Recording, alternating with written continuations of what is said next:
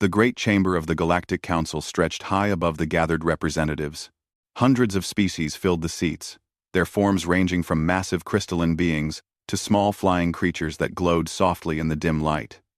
At the center of it all stood Dr. Ji Woo Park, the only human in the entire building. She waited as the council leader, a tall being covered in silver scales, reviewed the documents on the holographic display before him. Ji Woo had made this journey 17 times in the past 10 years. Each time, she had asked for the same thing. Each time, she had received the same answer. Dr. Park, the council leader said, his voice echoing through the chamber. We have reviewed Earth's petition for inclusion in the galactic community once again. Ji Woo stood straighter. She wore a simple blue suit, her dark hair pulled back neatly. Among all the exotic aliens around her, she looked plain and small, but her eyes showed determination that had not faded despite years of rejection. The Council has studied your world's history carefully, the leader continued. We have observed your people for over 500 years, since we first detected your radio signals. In that time, we have seen countless wars. We have watched your people fight over land, resources, and beliefs. We have seen weapons that could destroy your entire world. A murmur ran through the chamber. Several council members nodded their various heads in agreement. Your species is too young, too unstable. Another council member spoke up. This one looked like a floating jellyfish, its tentacles moving slowly in the air. You have barely left your own planet. You fight amongst yourselves constantly. How can we trust you to join civilized society? Ji Woo had heard these arguments many times before. She took a slow breath before responding. Honored council members, humanity has changed much in the past century. Our wars have ended. We have united under a single world government. Our technology has advanced far beyond what you last observed. We are ready to take our place among the stars. Ready? The council leader made a sound that might have been a laugh. Dr. Park, your most advanced spacecraft can barely reach your neighboring planets. The journey to this station takes you months with your primitive engines. Most species in this council were traveling between stars before they were even noticed by us. We had to develop slowly because we were alone, Ji Woo said, keeping her voice calm and respectful. If the council had made contact with us, had offered guidance and friendship, we could have learned so much. Instead, you watched us struggle in isolation. The quarantine was for your own protection, the jellyfish-like being said. And for ours. Aggressive species must prove themselves worthy before they can join the greater community. This is how it has always been done. The council leader tapped his scaled fingers on the desk. The decision is made. Earth will remain under quarantine for another 50 years, at which point we will review your petition again. Perhaps by then, your people will have matured sufficiently. Ji Woo felt the familiar weight of disappointment settle on her shoulders. 50 more years. For the council members, who lived for thousands of years, it meant nothing. For humanity, it was another 2 generations who would never see the stars. I understand, she said quietly. Thank you for your consideration. As she turned to leave, another council member spoke. This one was covered in thick fur and had 6 arms. Dr. Park? May I ask a question? Ji Woo stopped and turned back. Of course. Why does your species want so badly to join us? You have your own world, your own people. Why not be content with what you have? Ji Woo thought for a moment before answering. Because we look up at the stars and wonder what is out there. Because we want to learn and grow and meet others who are different from us. Because being alone in the universe is a terrible feeling, and knowing that others are out there but will not speak to us is even worse. The furry being nodded slowly but said nothing more. Ji Woo made the long walk out of the council chamber. Her shoes clicked on the smooth floor as she passed between the rows of alien observers. Some watched her with pity. Others with disdain. Most simply ignored her, already moving on to more important matters. The journey back to Earth would take 3 months in her small diplomatic ship. 3 months to report another failure. 3 months to tell Earth's leaders that they would remain isolated for another 50 years. But as Ji-woo settled into her ship and set course for home, she allowed herself a small smile. The council had no idea what they had just done. They thought they knew everything about Earth because they had watched from a distance. They saw humanity's old wars and primitive rockets and assumed that was all there was to see. They were wrong. For 500 years, Earth had known they were being watched. Early astronomers had detected the Council's observation satellites hiding in the outer solar system. Earth's governments had found the monitoring stations on the dark side of the moon. And humanity had made a choice. If the galaxy would not share its technology with Earth, then Earth would develop its own. If the Council wanted to see primitive humans, then that is what Earth would show them. But behind the scenes, away from the watching eyes, humanity had been working. The observation satellites only watched Earth itself and the inner planets. They never looked at the asteroid belt. They never checked the moons of Jupiter and Saturn. They never imagined that humans would build shipyards in places where no one was watching. Ji-woo opened a secure communication channel as her ship left the Council station. "This is Park. I am returning home." The answer was no, as expected. "Understood," came the reply from Earth. 50 years. There was a pause. Then a different voice came on the line. 50 years. Good. That gives us time to finish the work. Ji-woo recognized the voice of Admiral Min-jun Choi, commander of Earth's secret defense fleet. She had met him only twice, but his reputation was known to everyone in Earth's government. He was the man in charge of humanity's greatest secret. "How goes the construction, Admiral?" Ji-woo asked. "The first Dreadnought completed trials last week," Choi replied. "The Indomitable performed beyond all expectations. 8 more will be ready within the year. 20 more are in various stages of construction. Thanks for watching. And anyone we have relook plying. And the Council suspects nothing? They see what we want them to see. Old rockets and space stations. They think we are children playing with fireworks."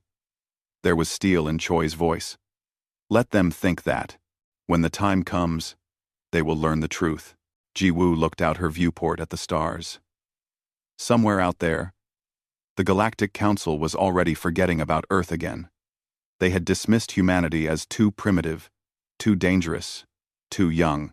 They would realize their mistake, perhaps not today, perhaps not for years, but the day would come when Earth would show the galaxy what humans could do when they were left alone to work.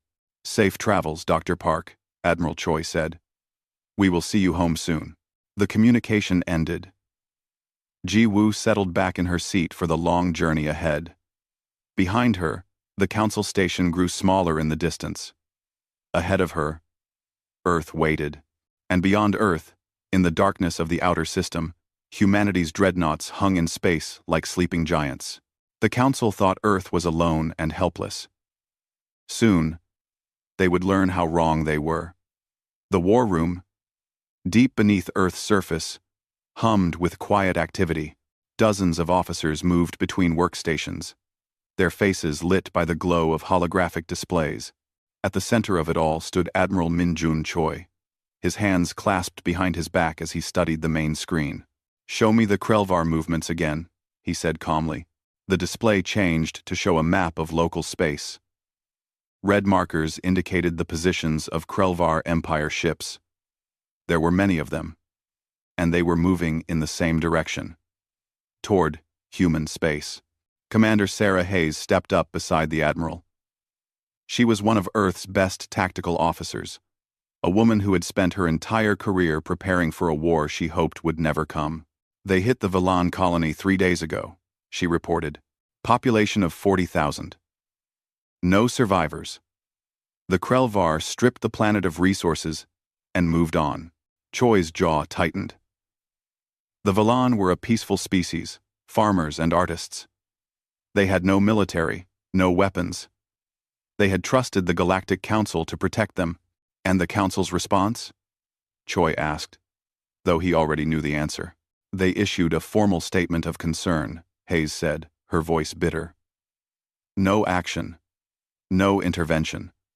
The Council says the Krelvar have the right to expand into unclaimed space.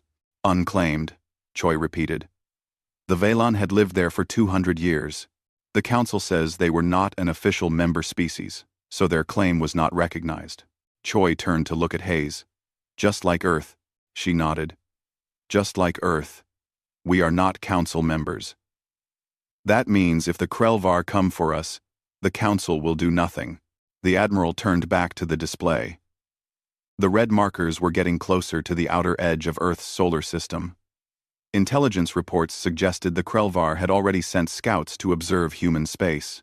They had likely seen the same thing the Council had seen, primitive humans with old technology. How long until they arrive? Choi asked.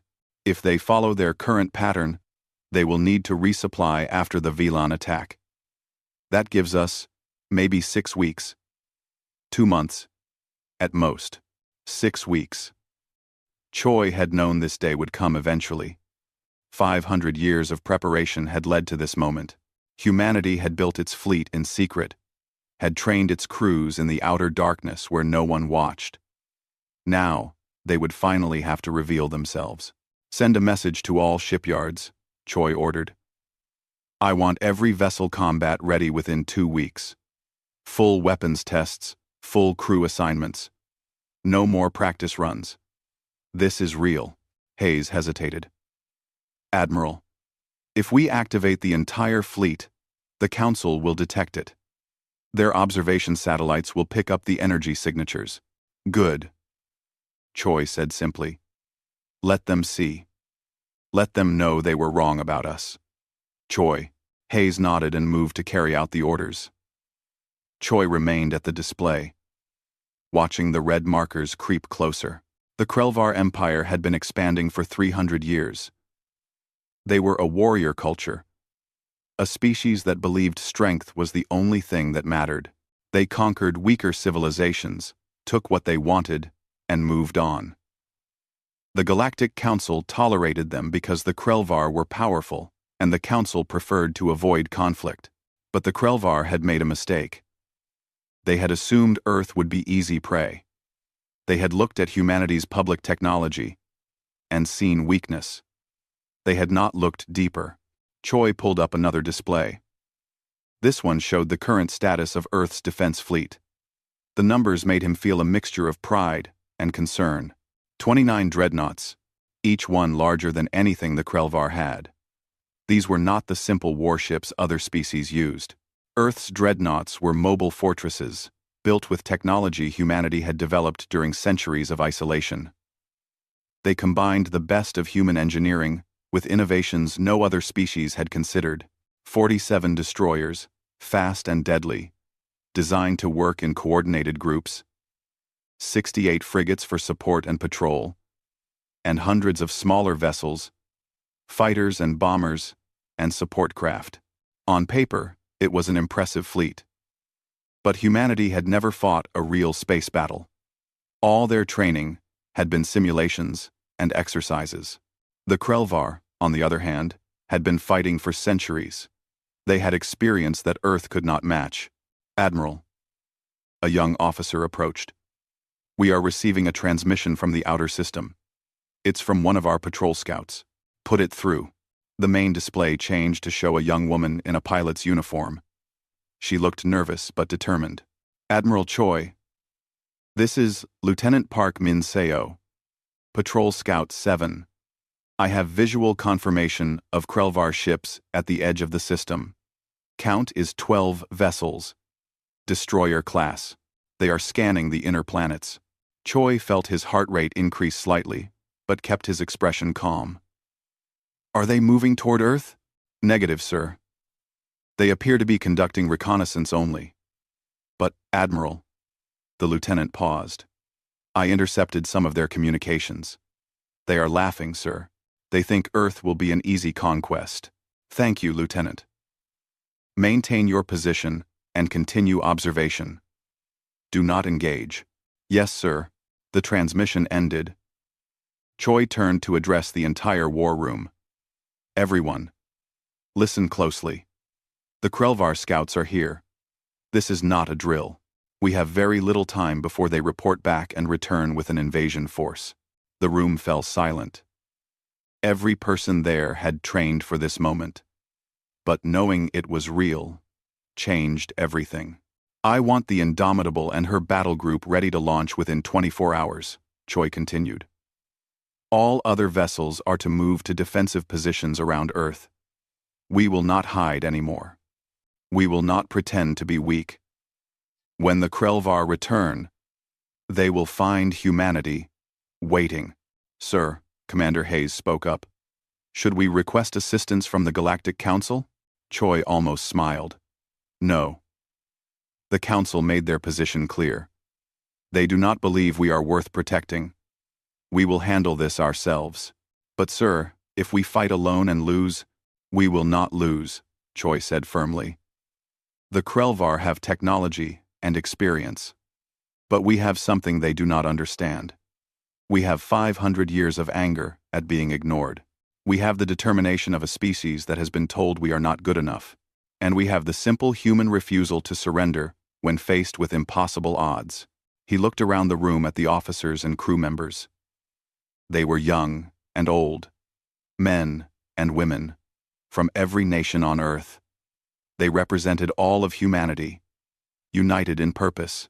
Our ancestors fought with spears and arrows against enemies with guns, Choi said. They fought with propeller planes against jets. Humanity has always faced superior technology and found a way to win. Not because we had better weapons, but because we refused to quit. That is what we will do now. The room erupted in determined nods and quiet affirmations. Get to work, Choi ordered. We have a fleet to prepare. As the officers dispersed to their tasks, Choi returned to the main display. He pulled up an image of the Indomitable, Earth's first and finest dreadnought. She was beautiful in a deadly way, all sharp angles and heavy armor. Her weapons could tear apart a planet's surface. Her shields could withstand a direct hit from a nuclear weapon. But more than that, she represented something important. She was proof that humanity could achieve greatness when they worked together. Every nation on Earth had contributed to her construction. Scientists from Tokyo had designed her engines. Engineers from Berlin had built her weapons. Programmers from Mumbai had created her tactical systems. She was truly a ship of Earth, built by humans for the survival of their species. Admiral, Hayes returned to his side. Message incoming from Dr. Park. She is asking what is happening. The Council's observation satellites are detecting unusual activity in our system. Choi considered for a moment. Tell her the truth. Tell her that Earth is preparing to defend itself. And tell her to inform the Council that they are welcome to watch. They wanted to see if humanity was ready to join galactic civilization.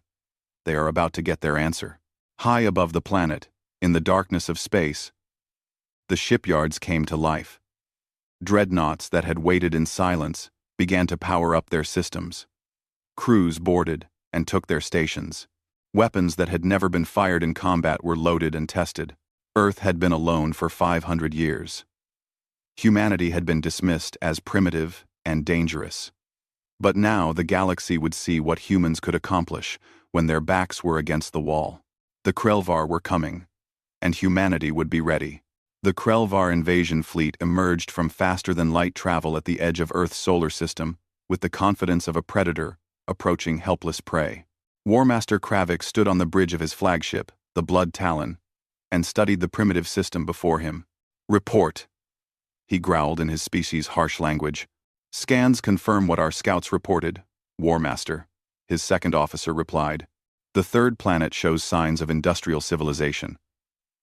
Technology level appears primitive. We detect no defensive satellites, no orbital weapons platforms. Kravik showed his teeth in what his species considered a smile. The humans would be profitable. Their world was rich in resources, and the slaves would sell well in the outer markets. This would be an easy conquest. How many ships? He asked. We count approximately 30 vessels, Warmaster. They appear to be cargo ships and civilian transports. Nothing that poses a threat. Nothing. 30 ships. Kravik's fleet numbered 40 warships, each one a proven killer. This would not even be a real battle. Advance, he ordered. Full speed toward the inhabited planet. Prepare boarding parties. I want this done quickly. The Krelvar fleet moved forward, their weapons powered and ready. Then, everything changed. War Master! The sensor officer suddenly shouted. New contacts! Multiple ships emerging from behind the moon. The main display lit up with red warning indicators. Kravik watched in confusion as ship after ship appeared, moving into formation between his fleet and Earth. These were not the cargo vessels his scouts had seen. These were warships. Big warships. Where did they come from? Kravik demanded. Unknown, War Master. They must have been hiding in the moon's shadow. Our scouts did not detect them. Kravik studied the display more carefully. The human ships were strange-looking, different from any design he recognized. They were massive, heavily armored, bristling with weapons, and there were many of them. Count? He asked, keeping his voice steady. 29 capital ships, War Master. Similar size to our dreadnoughts. Supporting vessels numbering over 100. Kravik felt the first touch of uncertainty. His scouts had reported humans as primitive. They had said Earth would be defenseless. But the fleet before him was not primitive. It was modern and well-organized. Communications, he ordered. Scan their transmissions. What language do they use? 10 combatit. I would he to France. They are broadcasting on standard galactic frequencies, War Master, they are saying. The communications officer paused, his expression uncertain. They are saying welcome to Earth's solar system. They request we identify ourselves and state our intentions. So the humans spoke the galactic standard language. That suggested they had contact with the Council. Perhaps they had purchased these ships from another species? Open a channel, Kravik ordered. This is War Master Kravik of the Krelvar Empire. Your system has been designated for imperial expansion. Surrender your planet, and your people will be allowed to live as servants of the Empire. Resist, and you will be destroyed. There was a long pause. Then a response came back in clear galactic standard, spoken with a strange accent. This is Admiral Minjun Choi of the Earth Defense Fleet. Your demand is denied. Leave our system immediately, or face the consequences. Kravik laughed. The human actually thought he could give orders to a Krelvar War Master. I will give you one more chance, Admiral. Surrender or die. You were given your warning, came the reply. You chose to ignore it. That was a mistake. The channel closed. Kravik stared at the display in disbelief. Did this primitive human actually intend to fight? War Master, the human ships are taking aggressive formation, the tactical officer reported. Then we will teach them the price of defiance, Kravik said. All ships, advance and engage. Show these humans what happens when they challenge the Krelvar Empire. On the bridge of the Indomitable, Admiral Choi watched the enemy fleet begin its approach. Around him, his crew worked with calm efficiency. They had trained for this moment for years. Now it was time to see if their preparation was enough. All ships report ready, Admiral, Commander Hayes announced. Good, Choi said quietly. Tactical. What is your analysis? Lieutenant Park Min-seo, who had transferred from scout duty to tactical operations, studied her displays. The Krelvar are using a standard wedge formation, Admiral. They expect to overwhelm us with concentrated firepower at the center while their wings surround us. Then we will not be where they expect us, Choi said. Signal all ships. Execute pattern Delta 7. The Earth fleet suddenly dispersed, breaking into smaller groups that moved in directions the Krelvar clearly did not anticipate. The destroyers and frigates accelerated to speeds that made the sensor officer on the Blood Talon shout in surprise. War Master, the human ships are faster than our vessels. Kravik frowned. How did these primitives have better engines than the Krelvar? No matter, he said. Their ships may be fast, but they are untested. Our warriors have fought 100 battles, Concentrate fire on their largest vessel. We will destroy their flagship and break their will to fight. The Krelvar fleet focused their weapons on the Indomitable.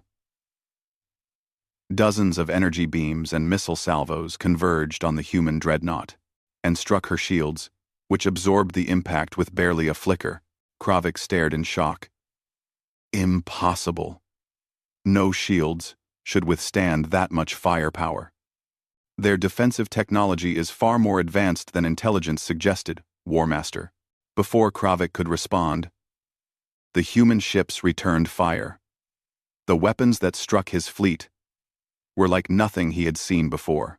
Instead of simple energy beams, the humans used focused particle cannons that punched through Krelvar shields and armor like they were not there. Missiles that moved in unpredictable patterns, making them impossible to intercept. And something else. Weapons that created strange gravitational distortions that pulled Krelvar ships off course. Within the first minute of combat, 3 Krelvar destroyers were destroyed. Evasive maneuvers, Kravik shouted. Reform the line. Focus fire. But the humans would not let him reform. Their smaller ships darted in and out of the Krelvar formation, attacking from unexpected angles. Their pilots flew with a recklessness that bordered on insanity, taking risks no trained warrior would consider. On the Indomitable, Choi watched the battle unfold with satisfaction. The Krelvar were good fighters, experienced and disciplined, but they fought like they always fought, using tactics that had worked for centuries. Humanity had no old tactics to fall back on. Earth's commanders had studied every recorded space battle in galactic history and learned from them all. They had taken the best ideas from a dozen different species and combined them with human creativity and adaptability. Their flagship is trying to disengage, Hayes reported. Do not let them, Choi ordered. Battle Group 3, cut off their escape route. All dreadnoughts, concentrate fire on their command ship. We end this. Now. Lieutenant Park's fingers flew across her console. Targeting solutions uploaded. Admiral. All ships report ready. 1. Fire. 29 human dreadnoughts fired as one. The combined firepower was devastating. The Blood Talon's shields collapsed under the assault. Her armor cracked and melted. Secondary explosions rippled through her hull. Kravik watched his ship die around him. Smoke filled the bridge. Sparks fell from damaged systems. His crew lay dead or dying at their stations. This was impossible. The Krelvar Empire did not lose battles against primitive species. They were warriors, conquerors, masters of warfare, but the humans had beaten them. Thoroughly and completely beaten them. War Master, we must evacuate. His second officer shouted through the smoke. Kravik wanted to refuse, wanted to fight to the end as a true Krelvar warrior should. But looking at the display, seeing his fleet scattered and burning, he knew there was no point in dying here. Signal retreat, he said, the words bitter in his mouth. All surviving ships, withdraw to jump distance. The remains of the Krelvar fleet turned and ran. The humans could have pursued, could have destroyed them all. But they held position, content to defend their home, rather than chase a beaten enemy. On the Indomitable, Choi watched the enemy retreat. His crew was cheering, celebrating their victory. He allowed himself a small smile. Damage report? He asked Hayes. Minimal, Admiral. Some shield damage on several ships. One frigate took a direct hit, but is still operational. No casualties. No casualties. They had faced a superior enemy force, and won without losing a single life. Open a channel to all ships, Choi said. This is Admiral Choi. You have done well today. You have shown the galaxy what humanity can accomplish. You have defended our home and our people. I am proud of every one of you. Ah, he paused, then continued. But this is not over. The Krelvar will return with a larger fleet, and the Galactic Council will demand answers about our hidden fleet. Rest while you can. Greater challenges are coming. The celebrations quieted as the reality of the situation set in. They had won the first battle. But the war had just begun. In the council chamber, alarms blared as the combat data from Earth's system reached their monitors. Council members rushed to view the impossible footage. The primitive humans had defeated a Krelvar fleet, and they had done it with technology the council had never seen before. The council leader stared at the display showing Earth's dreadnoughts. "Get me Dr. Park," he said quietly. "We need to talk." Dr. Jiwoo Park stood once again in the Galactic Council chamber, but this time everything was different. The council members were not dismissive or bored. They stared at her with expressions ranging from shock to fear to anger. The council leader's silver scales seemed darker than before, his eyes fixed on the holographic display between them. It showed footage from the battle, recorded by the council's own observation satellites. Earth's dreadnoughts moved through space with deadly grace, their weapons cutting through the Krelvar fleet. "Explain this," the council leader said. His voice was not commanding now. It was uncertain. Jiwoo stood straight, her hands clasped in front of her. She wore the same simple blue suit as always, but she carried herself differently now. She was not a beggar, asking for favors. She was a representative of a power the council had not known existed. "What would you like me to explain?" she asked calmly. "Do not play games with us, Dr. Park," the furry six-armed council member said. "You claimed your people were primitive. You said Earth had barely reached your neighboring planets. Yet we just watched your fleet destroy a Krelvar invasion force with technology that rivals or exceeds anything in council space." "I claimed nothing," Jiwoo replied. "I told you what you wanted to hear. I showed you what you wanted to see. You assumed the rest." The jellyfish-like being floated forward. "You deceived us. You hid military capabilities while pretending to be helpless. We did exactly what you forced us to do," Jiwoo said, her voice harder now. "For 500 years, the Council watched Earth. You saw our wars and our struggles, and you decided we were too dangerous to join galactic civilization. You quarantined us like a disease. We had valid concerns," the council leader began. "You had prejudice," Jiwoo interrupted.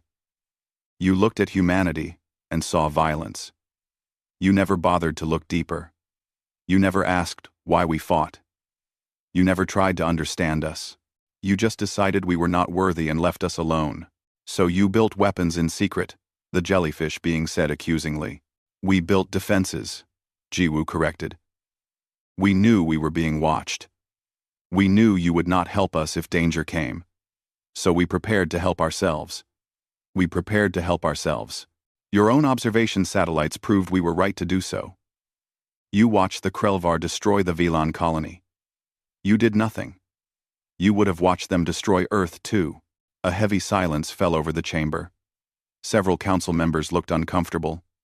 They knew she was right. The council leader touched a control, and the holographic display changed. Now it showed Earth shipyards in the asteroid belt and around the outer planets. Massive construction facilities that had existed for decades, hidden from the council's monitoring. "How long?" he asked quietly. "How long have you been building this fleet?" "We began construction on the first shipyard 140 years ago," Jiwoo said.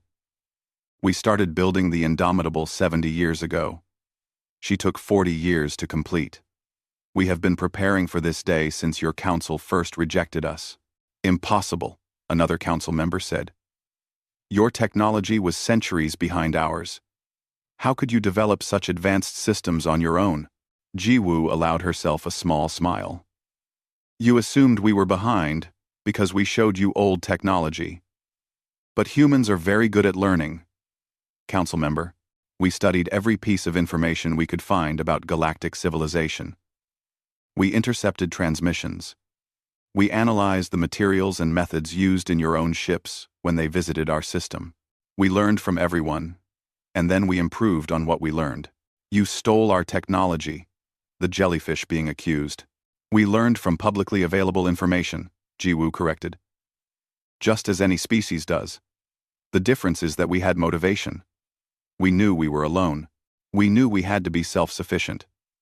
And we knew that when danger came, we would have only ourselves to rely on. The council leader turned away from the display. You summoned me, council leader. Your message said the council required an immediate explanation for Earth's actions. And you have given us one. But you have not told us what happens next.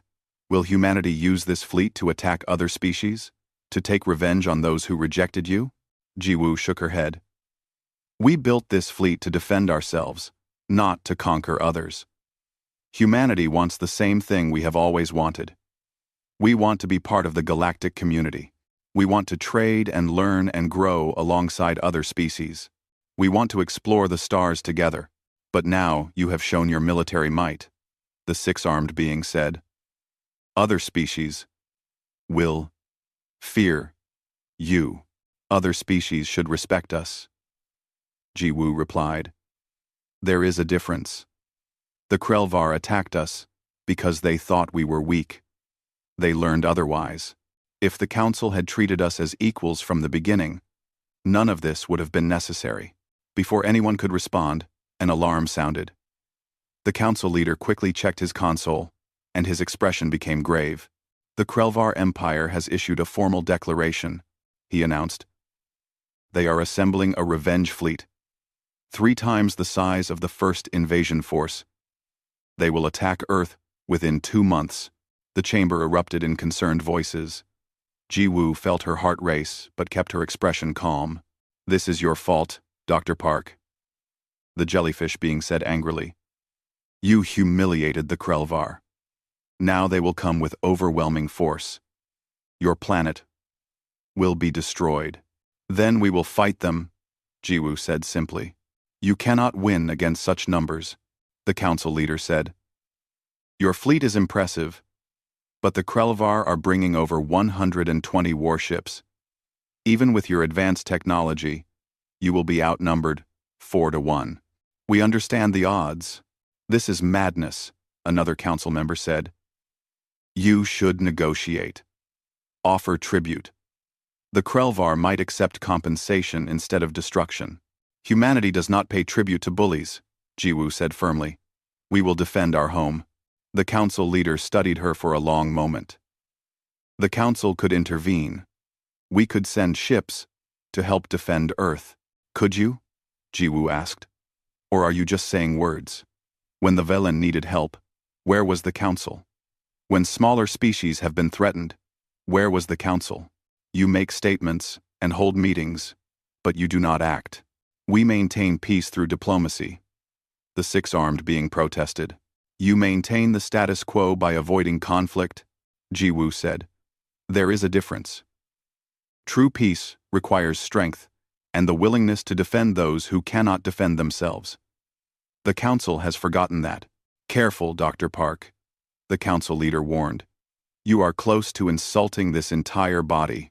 I am speaking truth, Jiwoo replied. Perhaps it is time someone did. She pulled up her own holographic display, showing tactical projections of the coming battle. The Krelvar will bring their fleet in 2 months. Earth will be ready. We will fight with everything we have.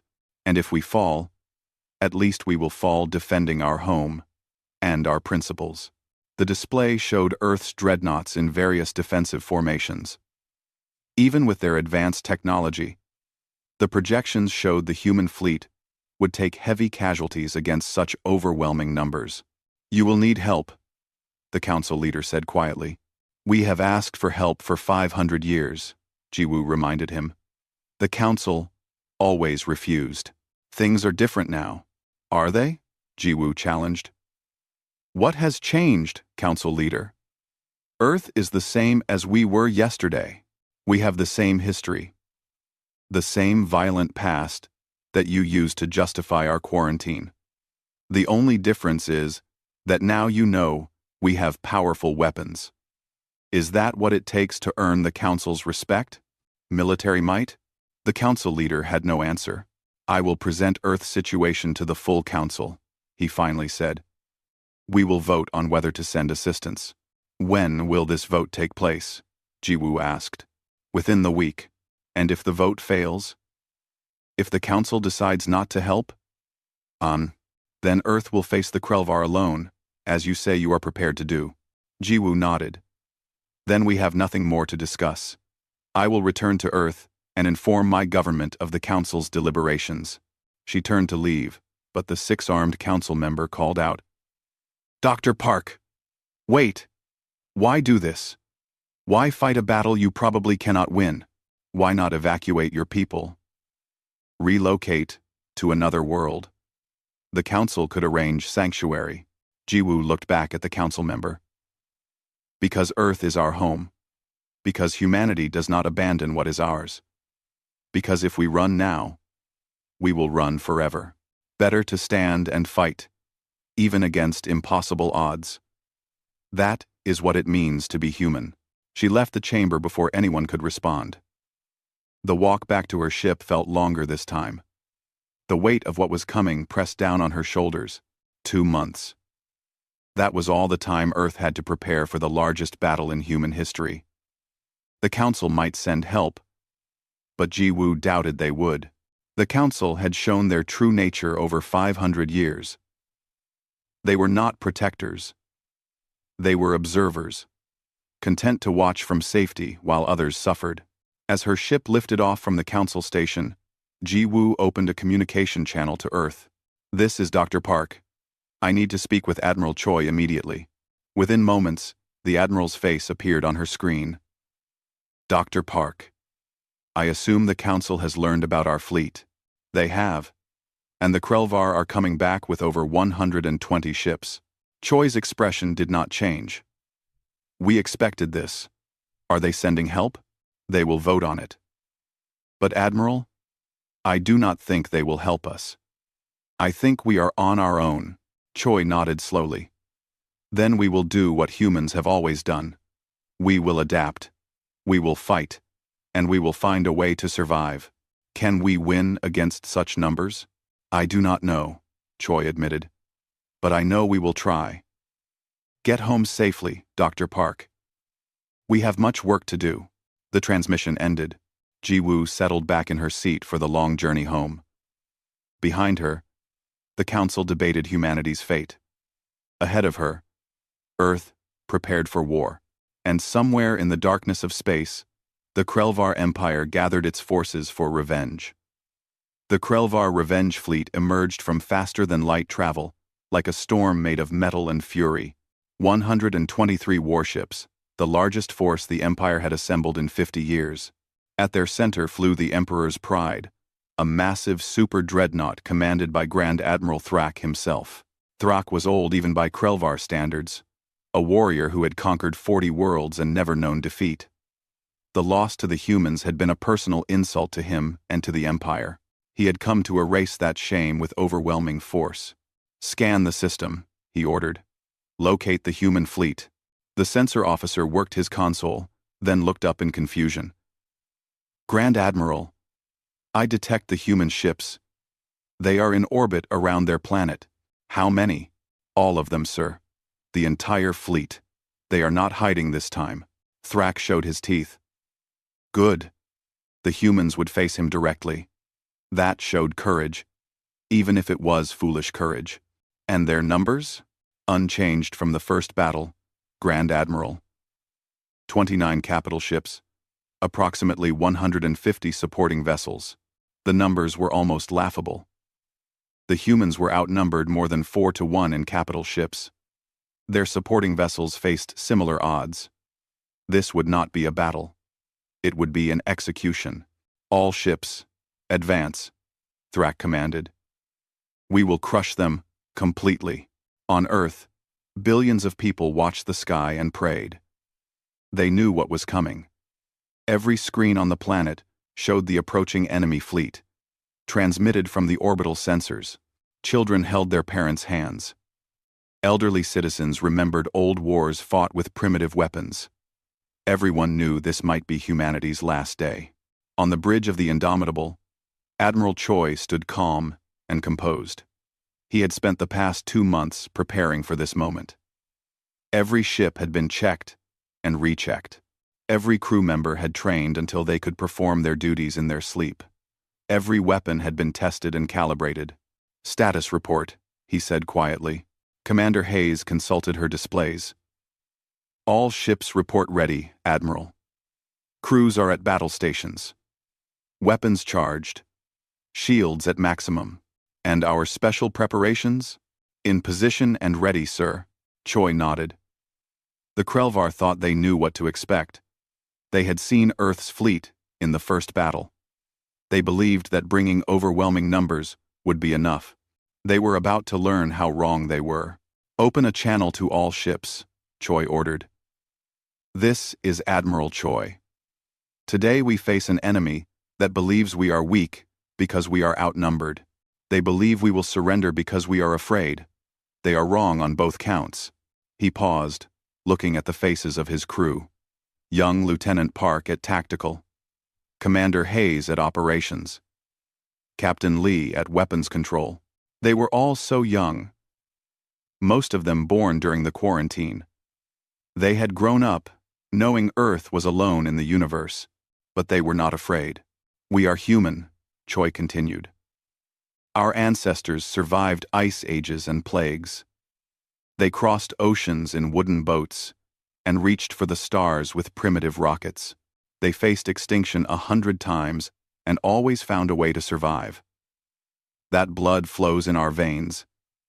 That determination lives in our hearts. On every ship in the fleet, crews listen to their admiral's words. The enemy brings numbers. We bring courage. They bring experience. We bring innovation. They fight because their pride was wounded. We fight because this is our home, our families, our world. And we will show them what humans do when their backs are against the wall. Choi straightened in his chair. All ships. Execute battle plan, Omega. Show them what humanity can do. The human fleet suddenly moved in a pattern the Krelvar had never seen. Instead of forming a defensive line, the ships scattered into dozens of small groups. The Dreadnoughts took positions behind the planet itself, using Earth's gravity well as cover. What are they doing? Thrak demanded. Unknown, Grand Admiral. Their formation makes no tactical sense. They have divided their forces. Thrak studied the display with suspicion. In the first battle, the humans had used unconventional tactics. He would not underestimate them. Again. Advance carefully. Watch for traps. As the Krelvar fleet moved deeper into the system, the first surprise hit them. What they had dismissed as civilian stations and orbital facilities suddenly activated. These were not simple satellites. They were weapons platforms, hidden in plain sight. Massive mining lasers, designed to cut apart asteroids for resources, turned toward the Krelvar fleet. They had been repurposed, enhanced, and networked together. When they fired, their combined power was devastating. 3 Krelvar destroyers vanished in blasts of superheated plasma. 4 more were crippled, their hulls sliced open by beams meant to cut through solid rock. Return fire, Thrak roared. Destroy those platforms. But destroying them took time and attention. While the Krelvar focused on the weapons platforms, human destroyers struck from unexpected angles. They came from above and below the orbital plane, moving in 3-dimensional patterns that confused the enemy sensors. And they were not alone. Hundreds of small ships suddenly appeared. Ships the Krelvar had ignored as civilian vessels. But these cargo ships and commercial transports had been converted to carry weapons. They were not powerful individually, but there were so many of them, and they moved in coordinated swarms. They turned their entire orbital infrastructure into a weapons system. The Krelvar tactical officer shouted. Thrak's jaw tightened. Clever. The humans had used what they had, turning ordinary tools into weapons of war. It showed creativity and desperation in equal measure. Press the attack, he commanded. We still have superior numbers. Concentrate fire on their capital ships. The Krelvar fleet pushed forward, trading fire with the human defenses. They destroyed platforms and civilian ships, cutting through the outer defenses. But every step cost them ships and time. Finally, they reached the planet itself. The human dreadnoughts waited there, positioned carefully around Earth. "All ships, full assault," Thrak ordered. "End this now." The Krelvar fleet charged forward in a massive wave. Over 100 warships bearing down on 29 human dreadnoughts. The humans could not possibly survive such an attack. But Admiral Choi was not trying to survive. He was trying to win. "Now," he said calmly. Earth's moon suddenly came to life. What the Krelvar had thought was a natural satellite was actually honeycomb with human facilities. Massive electromagnetic cannons built into the lunar surface fired, launching projectiles at a significant fraction of light speed. The kinetic projectiles struck the Krelvar fleet like the hammer of an angry god. Ships exploded. Formations shattered. The carefully coordinated assault dissolved into chaos. "Impossible!" Thrak stared at the destruction. "How did we not detect those weapons?" "They were powered down, Grand Admiral. They used passive cooling systems to avoid thermal detection. The human dreadnoughts took advantage of the confusion. They moved out from behind Earth, their weapons firing in perfect coordination. But they were not aiming randomly. They focused fire on specific ships, the command vessels, and strategic targets. Lieutenant Park's tactical analysis had identified the key ships in the Krelvar formation. Taking them out would disrupt the enemy's ability to coordinate their assault. One by one, those targets were destroyed or disabled. On the Emperor's Pride, alarms blared as the ship took multiple hits. "Damage report. Shields failing. Hull breaches on decks 4 through 7. We are losing engine power." Thrak could not believe what was happening. His fleet was falling apart. The humans had turned their entire system into a trap, using every resource available to them. They fought with a creativity and determination he had never encountered. "All ships, reform around the flagship," he ordered. But many of his ships could not respond. The lunar cannons had destroyed or disabled over 30 vessels in the first volley. The orbital platforms and civilian ships had taken down another 20. The human dreadnoughts were systematically destroying his command structure. In less than 20 minutes, the Krelvar had lost over half their fleet. On the Indomitable, Choi watched the battle unfold with grim satisfaction. Earth's forces were taking damage too. Several weapons platforms had been destroyed. A dozen civilian ships had been lost. 3 frigates were heavily damaged. But the plan was working. The Krelvar had expected a conventional battle. Instead, they faced a coordinated defense, using every weapon, every ship, every facility humanity could bring to bear. "The enemy is attempting to retreat," Hayes reported. "Let them go," Choi said. "We have made our point." But before the Krelvar could escape, something unexpected happened. New ships emerged from faster-than-light travel at the edge of the system. Not Krelvar ships.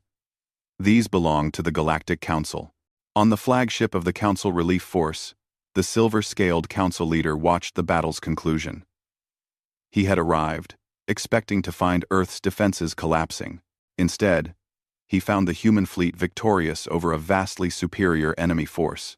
"Open a channel to the Krelvar commander," he ordered. Thrak's battered face appeared on the screen. "Council leader, you arrived too late. The battle is over." "I can see that, Grand Admiral. I am here to inform you that Earth is under Council protection. Any further attacks will be considered an act of war against the Council itself." Thrak wanted to argue, wanted to continue the fight. But his fleet was shattered. He had lost over 70 ships. His own flagship was crippled. And now, the Council was intervening. "This is not over," he said. "Yes, it is," the Council leader replied.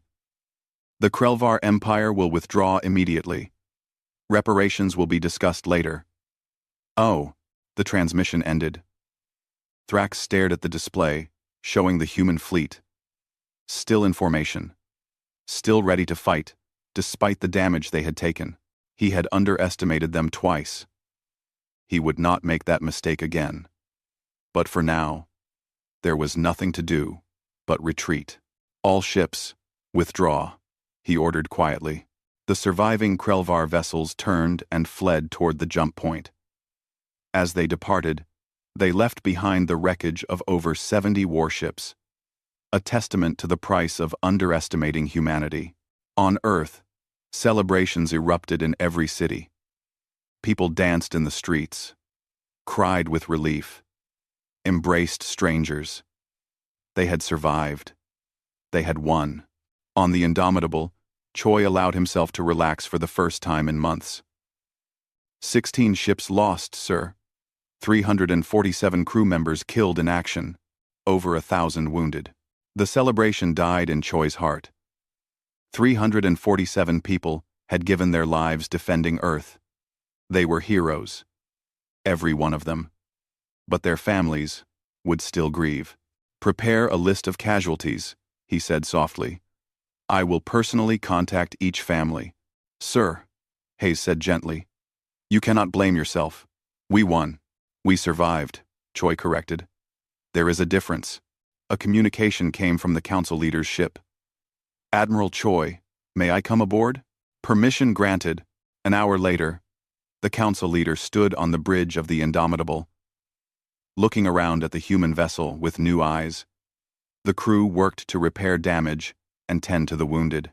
They moved with efficiency and purpose. "You fought well," the council leader said. "We fought desperately," Choi replied. "We had no choice." "No. You fought brilliantly. You used every advantage, turned every weakness into strength. I have never seen such creative tactics." Choi studied the alien's face. "You came to help. Why? Because Dr. Park was right. The Council has forgotten what it means to protect those who cannot protect themselves. We have become observers instead of participants. That changes today." Maybe. "Your timing was fortunate," Choi noted. "We were already on our way when the battle started. The Council voted to assist Earth. It was not unanimous, but enough members recognized that allowing the Krelvar to destroy you would be wrong." The council leader paused. "Though I admit, you did not need our help. We needed to know we were not alone," Choi said quietly. "That meant more than ships and weapons." The council leader nodded slowly. "Admiral Choi, the council wishes to formally invite Earth to join galactic civilization, not as a probationary member or a species on trial, as full equals." Admiral Choi, Anten frowned. "And what changed? Why are we worthy now when we were not before? You proved that you can defend yourselves. You proved that humanity has the strength and determination to stand among the stars. But more than that, you showed mercy. You could have destroyed the Krelvar fleet completely, but you let them retreat. That shows wisdom." Choi considered this. "I need to consult with Earth's government. This decision is not mine alone to make, of course. But Admiral, speaking personally, I hope you accept. The galaxy needs species like humanity. Species that refuse to surrender. Species that protect the weak. Species that turn their cargo ships into weapons when necessary." A small smile crossed Choi's face. "We will discuss it." Later, as the council leader's shuttle returned to his ship, Dr. Jiwoo Park arrived on the Indomitable. She found Choi standing alone in the observation deck, looking out at Earth. "We did it," she said softly. "We are not alone anymore." We were never alone," Choi replied. "We had each other. That was always enough." Jiwoo stood beside him. "The council is offering membership. Full status. Everything we asked for. And what do you think? Should we accept?" "I think we should," Jiwoo said. "Not because we need them, but because they need us. The galaxy has forgotten what it means to stand and fight for what is right. We can remind them." "Jiwoo," Choi nodded. "Then, we will join them.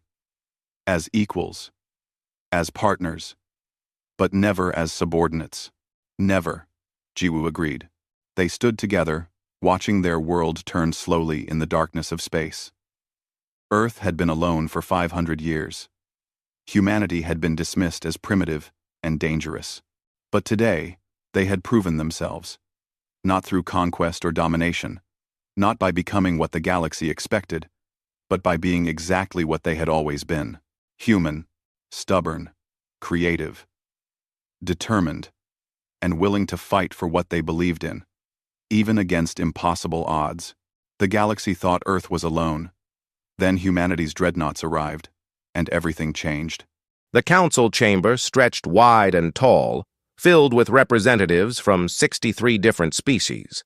Today, the chamber felt smaller than usual. Fear had a way of making even the largest spaces feel cramped. Ambassador Min Jun sat in the human delegation section, his hands folded calmly on the smooth table before him. He watched as the counselor from the Vaxian Empire stood to speak. The Vaxian's skin changed colors rapidly, shifting from blue to deep purple. Min Jun had learned long ago that this meant extreme distress. 12 species, the Vaxian said, his voice trembling. 12 entire species have been destroyed by the Krythax swarm in just 2 years. Their worlds are empty now. Their cultures are gone. Their children are dead. A heavy silence filled the chamber. Min Jun had seen the reports. He had studied the images. The Krythax did not take prisoners. They did not negotiate. They simply consumed everything in their path and moved to the next world. "We have tried everything," continued a Rel representative, her 4 arms gesturing helplessly. "We have used our best military tactics. We have sent our finest warriors. We have combined our fleets. Nothing works. The Krythax adapt to every strategy we use. They learn from every battle, and they never stop coming." Min Jun knew what was coming next. He had known for weeks, ever since the Council had requested this emergency session. He had already sent word back to Earth. Preparations had already begun. The High Chancellor, a being of pure energy contained in a crystalline form, floated to the center of the chamber. Its voice echoed from every wall at once. "We face a choice that many of us never thought we would consider," the Chancellor said. 300 years ago, this council made a decision. We banned one species from participating in any military conflict. We did this because their methods were too brutal, too effective, too frightening. Several representatives shifted uncomfortably in their seats. A few looked directly at Min Jun. "We banned humanity from the battlefield," the Chancellor continued. "Today, we must discuss whether to lift that ban." The chamber erupted into noise. Some species shouted in agreement. Others roared in protest. Min Jun remained still and quiet, waiting. A Torgan general stood, his scaled body towering over most other representatives. "Have you all forgotten what humans did during the sector wars? Have you forgotten why we banned them?" "Tell us," said a younger representative, one whose species had only joined the Council 50 years ago. "Most of us were not alive during those wars." The Torgan's eyes narrowed. Humans did not fight like civilized species. They did not follow the rules of honorable combat. They used tricks. They used fear. They made their enemies afraid to fight. "We were losing badly before the humans joined our side," added a Kelvin representative, his voice thoughtful. "The Vrax were winning every battle. They had better weapons, better ships, better soldiers. Then humanity entered the war, and everything changed." "Changed how?" asked the younger representative. "Humans did not try to match the Vrax in firepower," the Kelvin explained. "Instead, they studied them. They learned how the Vrax thought, how they fought, what they valued. Then humans used that knowledge against them." The Torgan general interrupted, his voice sharp. "They were savage. They attacked supply lines. They destroyed resource centers. They made the Vrax afraid to sleep, afraid to eat, afraid to communicate with each other. The Vrax were not defeated in battle. They were broken in spirit." "And they surrendered," the Kelvin said quietly. "The war ended with minimal casualties compared to what we had been suffering. Humans achieved in 6 months what we could not achieve in 3 years." "At what cost?" demanded the Torgan, The humans changed warfare itself. After they were done, no one could fight the old way anymore. Everyone had to adapt or die. The rules we had followed for thousands of years meant nothing. Minjun finally spoke, his voice calm and clear. You banned us because we won too completely, because we made war too efficient, because we refused to die honorably when we could live cleverly. Every eye in the chamber turned to him. You are not wrong to fear us, Minjun continued. We learned warfare from fighting ourselves. For thousands of years, humans fought other humans. We learned every lesson that war teaches. We learned them in blood over and over, until we became very, very good at killing. A shudder ran through several representatives. But we also learned when to stop, Minjun said, his voice softer now. We learned that being good at war does not mean we should make war. We accepted your ban. We became traders, diplomats, teachers. For 300 years, we have been peaceful. We have followed your rules. We have earned your trust in every way except one. The High Chancellor's crystal form pulsed with light. The question before this council is simple. Do we lift the ban? Do we ask humanity to fight once more? The vote took 3 hours. Species argued passionately on both sides. Some feared the Krythax more than they feared humanity. Others believed that unleashing humans would be worse than facing the swarm. In the end, the vote passed by a narrow margin. The High Chancellor addressed Minjun directly. Ambassador, the Council hereby requests that humanity provide military assistance against the Krythax swarm. Will your people accept? Minjun stood slowly. He had already sent the messages. The wheels were already turning. But the Council did not need to know that humanity had been ready for this moment for 300 years. We will help, Minjun said simply. But understand this. You are not asking us to fight alongside you. You are asking us to fight as only humans can fight. That means we will not follow your rules of engagement. We will not limit ourselves to honorable combat. We will do whatever is necessary to win. Will you be brutal? Asked the Torgan general, his voice thick with concern. Minjun met his eyes. We will be effective. To some species, those words mean the same thing. He tapped his communication device. I need to make arrangements. We have some people to wake up. As Minjun left the chamber, he heard the whispers starting behind him. Fear and hope mixed together in equal measure. The galaxy was about to remember why humanity had been banned. More importantly, the galaxy was about to remember why humanity had been asked to fight in the first place. Deep in human space, in facilities that had been maintained but unused for 3 centuries, cryogenic systems began to activate. Veterans who had been sleeping for longer than some species had existed started to wake. The war was about to change. The facility floated in deep space, far from any inhabited world. It had no name, only a designation code that few beings in the galaxy knew existed. Minjun's shuttle approached slowly, following protocols that were 300 years old, but still perfectly functional. Inside the facility, lights activated one by one as Minjun walked through corridors that had been dark for centuries. His footsteps echoed in the silence. He reached the central chamber and placed his hand on a scanner. The system recognized his genetic pattern and began the awakening sequence. Cryogenic pods lined the walls, thousands of them stretching into the distance. Inside each pod was a human who had chosen to sleep rather than retire. Warriors who had been too young to give up, too skilled to waste, too dangerous to leave active in a peaceful galaxy. The first pod opened with a hiss of cold air.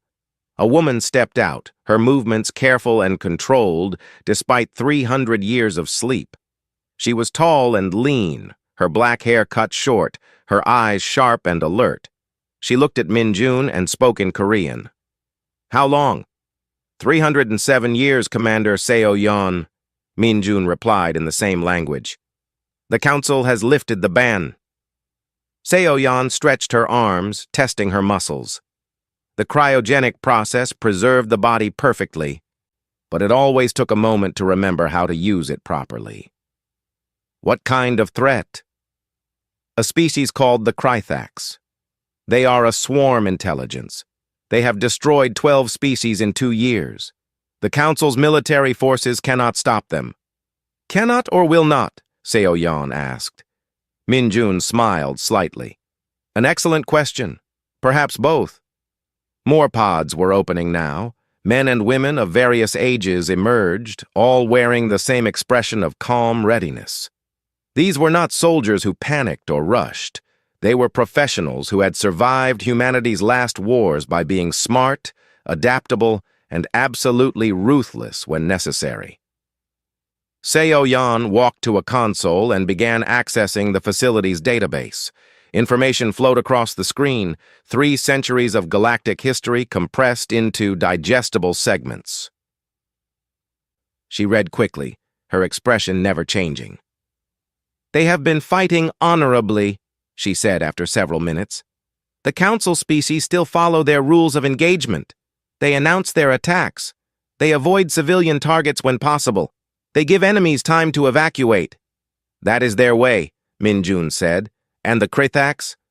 They have no rules except survival and expansion." Seo-Yan nodded slowly. "So the Council has been fighting with one hand tied behind their back while the Krythax use every advantage available. How many did the Council lose before they decided to call us?" Min-Jun pulled up casualty reports. The numbers were staggering. Billions dead. Entire worlds sterilized. Fleets destroyed. "They waited too long," Seo-Yan said, her voice flat. "They let their pride cost them millions of lives. Now they come to us because they have no other choice." "Does that matter?" Min-Jun asked. "No," Seo-Yan admitted. "Those 12 species are still dead. The Krythax will not stop, and if we do nothing, more will die. We will help because it is the right thing to do, not because the Council finally asked nicely." A Torgan military liaison entered the chamber, escorted by human security. He stared at the awakening soldiers with obvious fear in his eyes. Seo-Yan approached him and offered her hand in the human gesture of greeting. The Torgan stared at her hand for a long moment before carefully shaking it. "I am General Krath," he said. "I have been assigned to observe your preparations and coordinate with Council forces. Commander Seo-Yan, I will be leading the human response." She gestured to the thousands of pods still opening. "These are my people. We are ready to begin operations immediately." Krath's scales rippled with nervousness. "I must ask you questions. The Council needs to understand what you plan to do." "Ask," Seo-Yan said simply. "Will you follow standard military protocols? Will you coordinate with Council fleets? Will you limit collateral damage?" Seo-Yan considered the questions carefully. "We will coordinate when it makes tactical sense. We will limit collateral damage to civilian populations because that is how humans wage war. We will not follow standard military protocols because those protocols have failed completely against the Krythax." "Then what will you do?" "We will study them," Seo-Yan said. "We will learn how they think, how they communicate, what they fear. Then we will use that knowledge to defeat them." Krath's translator struggled with the human concept she had just expressed. "You will learn what they fear? Why does that matter?" "Because every living thing fears something," Seo-Yan explained. "Even a swarm intelligence has weaknesses. Even a species without individual identity has things it values. We find those things, then we take them away." "That is not honorable combat," Krath said quietly. "No," Seo-Yan agreed. "It is effective combat. You asked us to help. You did not ask us to lose honorably. The Krythax have killed billions. I do not plan to fight them fairly. I plan to win." Over the next several days, the facility became a hub of activity. Human soldiers reviewed 300 years of technological advances. They studied the Krythax, watching every recorded engagement, analyzing every tactic the swarm had used. Krath watched them work with growing unease. The humans asked questions that made him uncomfortable. What do the Krythax value most? How do they respond to losses? What makes them change tactics? Can they feel fear? These were not the questions of honorable warriors. These were the questions of hunters studying prey. One evening, Krath found Seo Yan studying footage of a Krythax attack. The swarm ships moved in perfect coordination, overwhelming a council defense fleet with sheer numbers and precise timing. They fight well, Krath observed. They fight predictably, Seo Yan corrected. They always attack the same way. Overwhelming force, direct assault, no deception. They win through superiority of numbers and coordination. How will you defeat superior numbers? Seo Yan smiled, and Krath found the expression deeply unsettling. We will make them afraid to use those numbers. We will make them doubt their coordination. We will make them question every decision. You cannot make a swarm intelligence feel fear. Watch us, Seo Yan said. The human fleet began to assemble. Ships that had been mothballed for 3 centuries were brought back to service.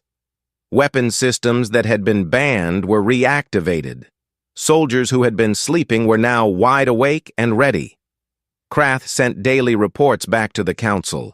Each report expressed more concern than the last. The humans were not preparing to fight a war. They were preparing to wage something else entirely.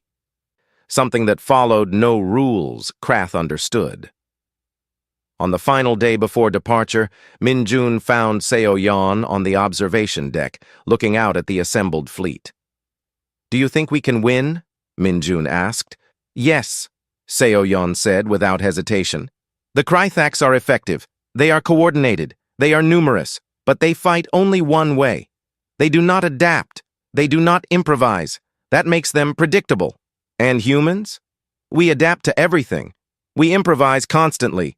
We learn from every mistake. That is why the council banned us.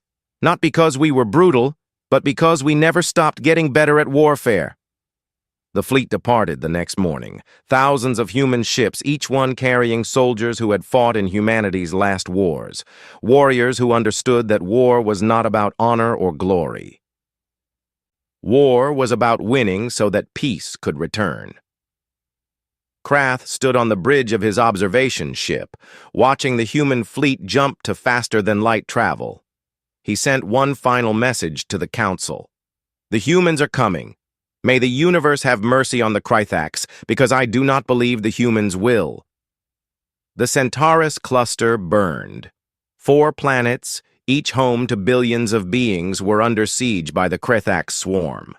Council fleets had been fighting for 6 weeks, following every military protocol, executing every standard defensive strategy. They had lost 60% of their ships and saved 0 planets. Seo Yan's fleet arrived at the edge of the system and immediately went dark. All active sensors shut down. All communications ceased. The human ships drifted on minimal power, nearly invisible against the background of space. On the bridge of his observation vessel, General Krath watched in confusion. Why have they stopped? Why are they not engaging? His Kelvin tactical officer checked her instruments. I cannot detect them anymore. They have disappeared from our sensors. They are right there, Krath said, pointing at the window where he could still see the human fleet with his own eyes. How can you not detect them? They are using some kind of stealth technology. Our sensors register them as debris or background radiation. Krath contacted Seo Yan directly.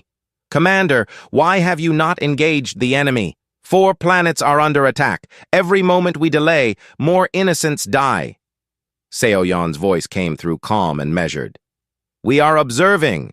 We are learning. We will engage when we understand the enemy. We have provided you with all our intelligence on the Krythax. You have provided us with data on how they fight you. We need to understand how they think. The human fleet remained dark and silent for 12 hours. During that time, the Council fleet lost 15 more ships trying to defend the fourth planet. Krath grew increasingly frustrated, sending message after message demanding that the humans engage. Finally, Seo Yon responded, "We are ready. Tell your forces to withdraw to the outer system." Withdraw? We cannot abandon these planets. Your forces cannot save them. You can only die trying. Withdraw now, or you will interfere with our operations. Krath gave the order, though it hurt him deeply. The Council fleet pulled back, leaving the planets defenseless. The Krythax swarm moved in for the final assault, their ships converging on the largest population centers. Then, the humans struck. They did not announce their attack. They did not challenge the enemy to honorable combat. They simply appeared from nowhere and began destroying Krythax ships with surgical precision. But it was not the destruction that surprised Krath. It was the method. Human ships targeted Krythax communication nodes first. Within minutes, the swarm's coordination began to falter. Ships that had moved in perfect unison suddenly became confused, breaking formation, firing on each other in their confusion. "They are disrupting the swarm intelligence," Krath's tactical officer explained. "The Krythax share one mind across many ships. The humans are cutting off parts of that mind." Then the humans began broadcasting. Every Krythax ship in the system received the same message. It was not a demand for surrender. It was footage of the battle itself, showing Krythax ships being destroyed easily, showing the swarm's coordination falling apart, showing their inevitable defeat. "Why are they showing the enemy what is happening?" Krath demanded. Seo Yon answered over the open channel. "Because the Krythax learn from every battle. We want them to learn from this one. We want them to see that humans fight differently. We want them to understand that they cannot predict us." The battle continued for 3 hours. The humans used tactics that made Krath deeply uncomfortable. They allowed some Krythax ships to escape. They specifically targeted ships that were trying to maintain swarm cohesion. They broadcast continuous footage of Krythax failures, ensuring that every part of the swarm intelligence witnessed their defeat. When the battle ended, the Krythax had been completely driven from the system. The 4 planets were saved. The human fleet had lost only 2 ships. Krath's entire career in the military had never prepared him for what he had just witnessed. The humans had not simply won a battle. They had won it in a way that seemed designed to teach the Krythax a lesson. He boarded Seo Yan's command ship to deliver his report and his concerns. He found her in the strategy center, reviewing footage of the battle with her senior officers. "That was not honorable combat," Krath said without preamble. "No," Seo Yan agreed. "It was smart combat. You deliberately caused confusion in the enemy ranks. You broadcast their failures to humiliate them. You let some of them escape instead of destroying them all." "Yes," Seo Yan said patiently. "We did all of those things." "Why?" Seo Yan pulled up a tactical display. "The Krythax are a swarm intelligence. They learn from every experience and share that knowledge across their entire species. If we had simply destroyed them all here, the swarm would have analyzed the wreckage and adapted their tactics. But by letting some escape, we ensured they would carry a message back to the rest of the swarm." "What message?" "That humans are unpredictable. That we do not follow their rules. That fighting us is dangerous in ways they cannot anticipate." Seo Yan zoomed in on the footage of escaping Krythax ships. "Those ships are now spreading fear through the swarm. They are making other Krythax units hesitate. They are introducing doubt into a species that has never experienced doubt before." Krath's scales rippled with distress. "You are weaponizing fear." "Yes. That is not how civilized species wage war." Seo Yan turned to face him fully. "General Krath, I respect your culture and your traditions, but the Krythax do not care about civilization. They do not honor your rules of engagement. They simply kill everything in their path. You asked us to stop them. You did not ask us to stop them politely. There must be limits, Krath insisted. There must be rules that separate us from them. There are limits, Seoyeon said. We have not targeted civilians. We have not destroyed planets. We have not committed any atrocities. We have simply fought to win using every advantage we possess. One of those advantages is that we understand psychology. We understand fear. We understand how to make an enemy hesitate. One of Seoyeon's officers, a young woman named Hye-jin, spoke up. General Krath, may I ask you a question? Krath nodded. How many council soldiers died in the 6 weeks before we arrived? Krath checked his data. Approximately 400,000. And how many died today, fighting alongside us? None. Your tactics required our withdrawal. Exactly, Hye-jin said. Our methods make you uncomfortable. They seem brutal or unfair. But they save lives. Your honorable combat was costing 400,000 lives every 6 weeks. Our dishonorable combat cost 0 lives today. Which method is truly more moral? Krath had no answer for that. Over the next several days, reports came in from across the battle zone. The Krythax were changing their behavior. They were no longer attacking systems with the same confidence. They were hesitating. In 3 different sectors, swarm units had withdrawn when they detected human ship signatures, even when the humans were vastly outnumbered. The Council's military analysts were shocked. The Krythax had never retreated before. They had never shown fear. But now, after just 1 battle with humans, they were avoiding conflict. Krath compiled his report for the Council, trying to find the right words to describe what he had witnessed. Finally, he settled on simple truth. The humans do not fight to win battles. They fight to win wars. They understand that the goal is not to destroy every enemy, but to make the enemy stop wanting to fight. They weaponize psychology as effectively as they weaponize their ships. They are terrifying. They are effective. And they may be the only thing that can save us from the Krythax swarm. He paused before adding the final line. The Council was right to ban them 300 years ago. We were also right to unban them now. The question is whether we will have the courage to ban them again when this war is over. 3 months after the Battle of Centaurus Cluster, the war had changed completely. The Krythax swarm, which had been unstoppable for 2 years, was now retreating from system after system. They were not being defeated in massive battles. They were simply leaving. In the Council's Strategic Command Center, military leaders from dozens of species gathered to review the situation. General Krath stood before a massive holographic display showing the entire conflict zone. Red areas indicated Krythax-controlled space, blue showed Council territory, and green marked human operational zones. The Krythax are avoiding any system where humans are present, Krath explained, highlighting the green zones. Even when they have overwhelming numerical superiority, they withdraw when human ships arrive. A Rel admiral leaned forward, her forearms crossed. How is this possible? The Krythax do not feel fear. They are a swarm intelligence. They calculate risk and reward mathematically. The humans have changed that calculation, Krath said. Every engagement with human forces has resulted in Krythax defeat. But more importantly, every engagement has been unpredictable. The swarm cannot model human tactics. They cannot anticipate human strategies. Uncertainty has become a weapon. On the far side of the galaxy, Seoyeon stood in her command center, reviewing the latest intelligence.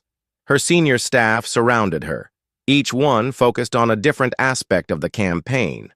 Commander Jin Ho, her tactical officer, pulled up a new report. We have confirmation. The Krythax have completely abandoned the Outer Rim sectors. 23 systems liberated without a single shot fired. They are learning, Seoyeon said with satisfaction. Good. Is it? Asked Hye-jin, who had been promoted to strategic operations. We are winning without fighting, which should be ideal. But the council representatives seem more afraid of us than they are grateful. Co Yon nodded. They asked us to save them. They did not expect us to be so effective. Now they are wondering what they have unleashed. The human strategy had evolved beyond simple military victories. Seo Yon had implemented what she called ghost operations. Human ships would appear in a system, destroy a small number of Krythax vessels, then vanish before the main swarm could respond. Sometimes they would leave no survivors. Other times they would leave one ship alive to report what happened. The reports were never consistent. Sometimes humans attacked with overwhelming force, sometimes with minimal ships. Sometimes they targeted military installations, sometimes supply lines, sometimes they would arrive, do nothing, and leave. The Krythax could not predict human behavior, and for a species that relied on pattern recognition and shared intelligence, unpredictability was more frightening than any weapon. But Seo Yan's most controversial operation was about to begin. A Krythax queen had been captured alive during a raid on a swarm relay station. The queen was not a royal leader, but rather a coordinator node, a biological processing center for swarm communications. She was currently held in a research facility, guarded by both human and council security forces. When word of the capture reached the council, demands came immediately. Some